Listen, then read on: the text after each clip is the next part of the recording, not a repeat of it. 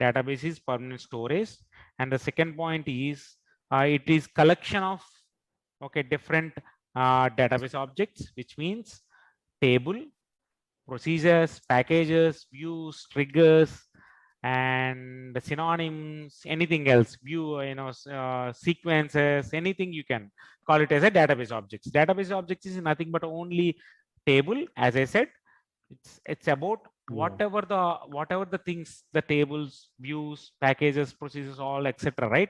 You have to create that, all come under database objects only. And third point is different roles to perform.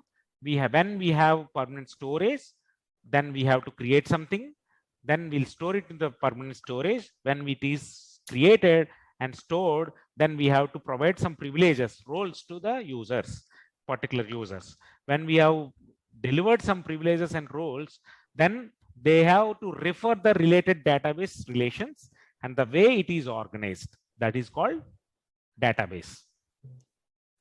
So here we could take one example as a employee table and department table. And employee table and department table, we have a common column called primary. Primary key is department number.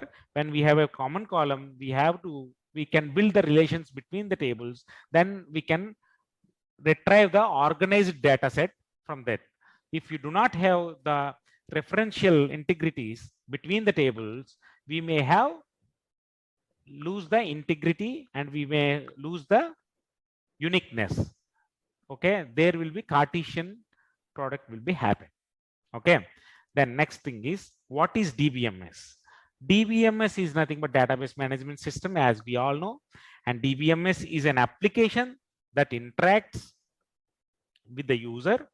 Is nothing but software application that interacts with the user. Okay, that to the other application to capture and analyze the data. Okay, and when we analyze the data, we have to define something, right? Before analyzing something, we should define something. So we have to define, create, querying, updating, and administration of databases. And data security, data integrity, and data access are the major advantages of DBMS. Okay, what is RDBMS? Yes. Yeah, you have any doubt here? Nothing. No, nothing else. Go ahead.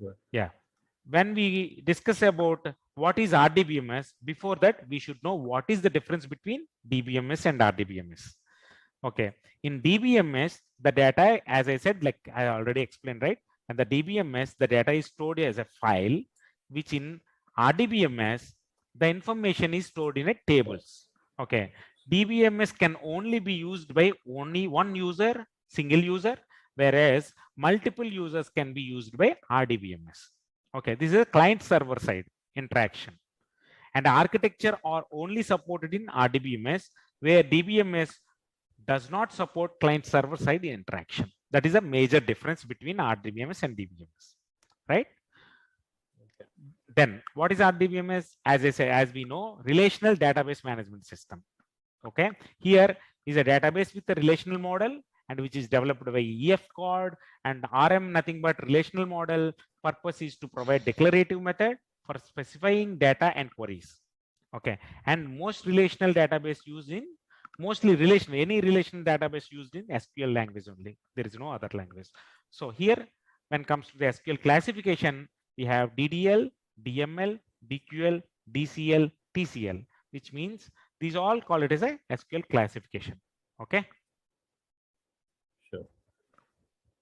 Any doubts? No, nothing.